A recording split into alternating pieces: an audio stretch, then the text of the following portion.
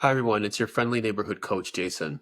Whether you're living solo or around other people, the same skills make or break the experience. Let's talk about how you build a solid life no matter who's around. More people than ever are feeling isolated, even in groups. Others are living solo for the first time. Loneliness, burnout, and relationship stress share root causes, internal traits that affect connection and peace. I'm going to give you 10 traits that you can work on that will help you whether you're in a relationship, living alone, even at work. Let's go. Number one, self awareness is really important. If you don't know what's going on inside of you, it's very hard for you to be in community with other people. So, taking the time to get to know yourself, getting to know what you want, how you want your days to go. Are you a morning person? Are you an evening person? Do you need quiet? Do you like to work with music? Are you a person who, after a few days of socializing, needs a day to rest?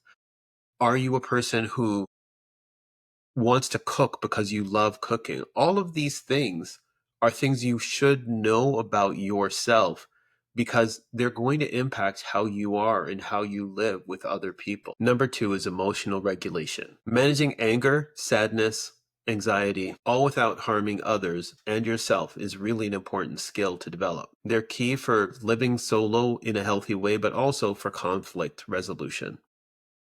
You have to learn to regulate your own emotions to know if you're sad because of an outside source, and therefore, when you're dealing with other people, you don't take it out on them. This is also important when you're alone because if something in real life has happened to make you sad, you don't want to walk around blaming yourself for having a perfectly normal human emotion. Number three is accountability. You need to own your responsibilities. It's really important that you stick to your commitments, that your word means something. This is really important for building trust, not just with others, but if you keep saying you're going to do things that you don't do in the real world, it's hard for you to even trust yourself. Empathy is number four. Understanding other people's emotions and needs around you is really important. Even if you live alone, you probably go to work, you probably interact with people. Even if you work remotely, you're on a team or you're working with people that you interact with remotely. Understanding the needs of other people and how emotions can play into that are really important for you to having a healthy and fulfilled life. This helps you to mesh with other people because when you're aware of your own emotions and your own drivers, and you can imagine other people's, even if you don't know them. I'm not suggesting that you read other people's minds, for example. You should communicate, but when people are having a day where they're tired or a day where they're not performing at their best, you can look at them and give them empathy because you know you go through that also. Number five is communication.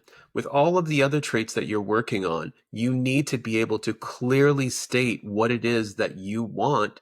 And you also need to be able to listen deeply to others so that you can gain understanding and move forward together as a team or as allies for whatever your goals are. Communication, you'll hear this saying all the time that communication is key. It's really important for building harmony in a group or a couple. Resilience, you'll hear it all the time. Being able to build that ability inside of you to continue even when times are difficult is really important. You have to be able to have tough things happen and do the things that you need to do to rebuild your inner strength. If you just keep moving forward without rebuilding your inner strength, that's not resilience. That's a recipe for breakdown. Number seven is curiosity. Living around people and assuming they all want and have the same needs as you is a starting point. It's actually the golden rule is giving other people what you need. But if you listen to other people, you're probably going to grow together and get a lot further when you take the time to figure out what it is that is actually going on around you and how things work. If you live in a community and someone is always hosting and you always get the benefit of going to see them, for example, you should try to figure out what goes into hosting. If you're a person who doesn't drive and another person picks you up all the time, you might try to find out what goes into their car ownership or the cost of the car ownership and see what you can do to support them. Just for example, number eight is really important. It's boundaries. You have to be able to know when to say yes and when to say no. A lot of the times we say yes because we think it's going to help us get along with other people. But eventually, what happens is when we just keep saying yes to people, we get into the place where we burn out because what we've done is we're saying yes because we want people to do what we want. It's a form of manipulation. You want to be able to say yes when you mean it, but you also want to be able to say no when something's not for you. Sometimes you have to explain. You'll hear the saying that no is a full sentence. When you're in community, as much as no is a full sentence, people understanding your drivers, just like I said before, you want to be curious. You want other people to understand what your drivers are and what your needs are. And you can't do that if you're not willing to say no and sometimes give an explanation. Number 9 is initiative. Being able to do things without having to be asked. When you live on your own and you start developing a schedule or a structure to take care of yourself, for example, taking care of yourself, a lot of the time you'll hear this stuff or see this stuff online talking about self care days. They're great. Self care days aren't just getting a massage, doing a mani pedi, doing a facial. A self care day can also be being in the ritual of taking time to clean your space.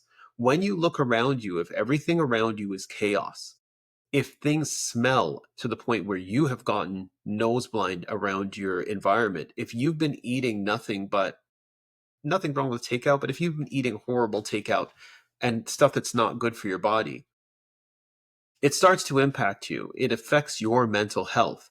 And when you're living with people, the same thing carries. One of the good habits you can start building as far as initiative goes, if you live on your own, you can get in the habit of looking at the soap in the bathroom and going, I'll fill that when I come back the next time. Start thinking about someone coming and seeing it when you're not there, that there might be a person who's coming behind you. That person might be you. It might be you in a rush, right? You come back to the bathroom, there's no toilet paper, there's no soap, the towels haven't been washed, but you're in a rush and you need something, and you don't have time to do these things every time, right? You got to go. Now you're having a little bit of an emergency. When you have the time, look behind you. When you leave the kitchen, if you have the time, clean up the kitchen now. If you have the time, go ahead and reload the bathroom. These are just examples. When you have the time, buy groceries for yourself so that when you're hungry and we get hangry, when you're feeling hangry and you don't have time, that there are snacks for you that are healthy and will give your body what it needs to keep going. If you do live with people and you have stuff that you know needs to be done, don't be the person that waits for your partner or your parents to come and say, hey, you haven't done your job yet. Set yourself a reminder, whether it's in your phone or a sticky note or put it on your calendar, that you're going to do these things at a regular interval so you don't have to be asked. It reduces the stress in your relationship. Trust me. Number 10 is flexibility. Being able to adapt to new stresses, new situations is actually very important for you having a high quality, healthy lifestyle. When you're living with other people, you have no idea what happened to them on the road, in the office, while they were out. You don't know what's going on with them. It might be the anniversary of something terrible in their life, and you need to be able to live with them, not knowing what has happened, and actually be able to be healthy with them, going back to the curiosity to find out what's going on. Even for yourself, when you start each day, you don't know what challenges you're going to face in that day. And you need to be able to have the flexibility that the thing that you thought you were going to do today for sure might not get done because now you're tired, or you're emotionally drained, or you worked out and your body needs more time to heal. So you need to have the flexibility within yourself and with other people that you don't freak out every time that things change a little bit in your life. I'm actually going to give you two bonus ones. One, patience. It sort of goes with flexibility. When you're living with people or with yourself, you need to have patience and understanding that even though we said earlier you want to keep your word, sometimes things happen where you have to have that flexibility and you have to be patient for the things that you want to happen in your life. And the last bonus one is purpose. You want to have a deeper meaning for your life. You want to have that picture in your life of what kind of life that you're trying to create for yourself, not just today, but longer term. What is the way that you want to live your life? How do you want to experience this world? If you understand that for yourself, it is easier for you to live with other people. So those are the traits that I think you should work on, whether you are solo or whether you are living in family, community. I think these are the traits you want to work on. My advice would be to pick one and start practicing it. We watch these videos and we just start consuming videos instead of practicing things.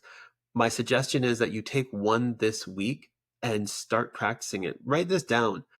I'll put the traits in the comments below. I also have a worksheet if you want me to send that to you. You can email me. I'll put my email in the description as well. I hope this helps and you have a good day. Take care.